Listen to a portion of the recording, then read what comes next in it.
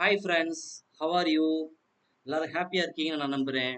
இன்னைக்கு நம்ம கிளாஸ் என்ன பார்க்க போகிறோம்னு சொன்னால், மை கிராண்ட் மதர்ஸ் ஹவுஸ் அப்படிங்கிற போயத்தோடைய பிரீஃப் சம்மரி, அதாவது இந்த கவிதையுடைய சுருக்கத்தை பார்க்க போகிறோம். இந்த கவிதையுடைய பேர் என்ன? திரும்ப சொல்லுங்க பார்ப்போம்.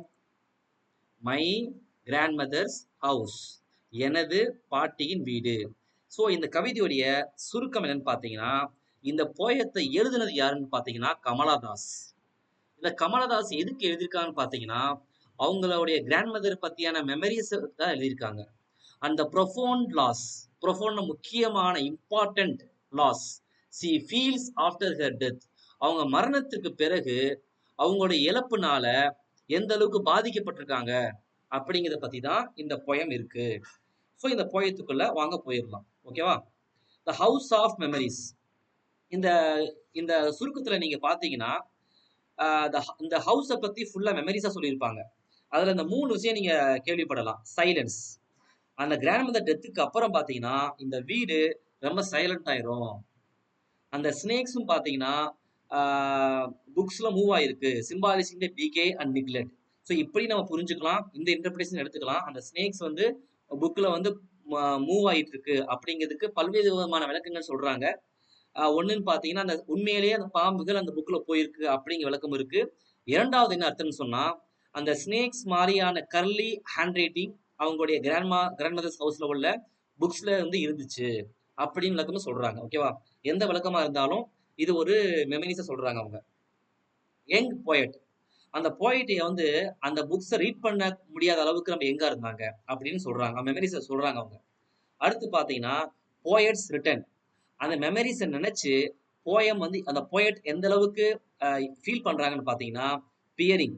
The poet wants to பியர்னா look very closely, look very deeply, ரொம்ப ஆழமா பார்க்க ஆசைப்படுறாங்க. Through the windows of the house, அந்த ஜன்னல்கள் வழியா அவங்க ரொம்ப ஆழமா அந்த வீட்டை பார்க்க ஆசைப்படுறாங்க. ஃப்ரோசன் ஏர், அந்த ஏர் பாத்தீங்கன்னா ரொம்ப ஃப்ரீஸா இருக்கு, மூவ் ஆகாம இருக்கு அப்படின்னு சொல்றாங்க. அதுக்கு என்ன அர்த்தம்னு பாத்தீங்கன்னா லைஃப் மூவ் ஆகாம இருக்குது அப்படின்னு குறிக்குதான். டார்க்னஸ், அந்த டார்க்னஸை ஃபுல்லா எடுத்துட்டு வந்து அவங்க வீட்டுல வைக்கணும், அவங்களோட வச்சுக்கணும் அப்படின்னு ஆசைப்படுறாங்க. இதான் போயட்ஸ் ரிட்டன். அடுத்து பாத்தீங்கன்னா இதுல வந்து சிமிலி அப்படின்னு விஷயம் யூஸ் பண்றாங்க. சிமிலின்னு என்னன்னு பாத்தீங்கன்னா ஒரு விஷயத்த இன்னொரு விஷயத்தோட கம்பேர் பண்றது.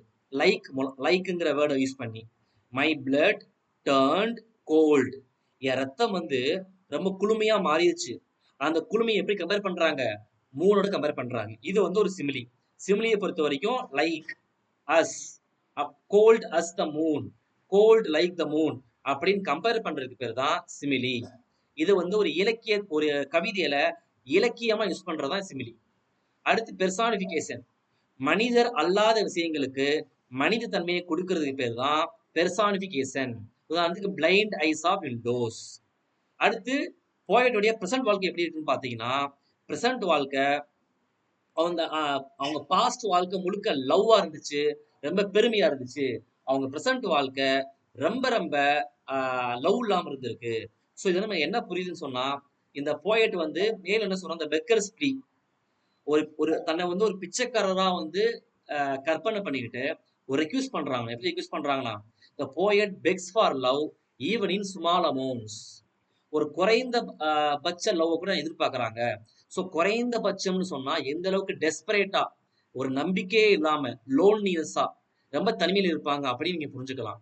ஸோ எப்பவுமே வந்து நம்ம வயசான மக்களுக்கு வந்து யாரா இருந்தாலும் சரி, நம்ம வந்து நம்ம காட்டக்கூடிய சிம்பிள் ஆக்ட்ஸ், அவங்களோட டைம் ஸ்பெண்ட் பண்றது, அவங்களுடைய கதைகளை கேட்கறது, அவங்களுடைய அன்றாட வேலைகளை நம்ம ஹெல்ப் பண்றது, இந்த மாதிரியான சிம்பிள் ஆக்ட்ஸ் மூலமா நம்ம கைண்ட்னஸை வெளிப்படுத்துறது மூலமா நம்முடைய லவ்வையும் கன்சர்னையும் எல்லா மக்களுக்கும் வெளிப்படுத்தலாம் அப்படின்னு நீங்க புரிஞ்சுக்கணும். சரிங்களா?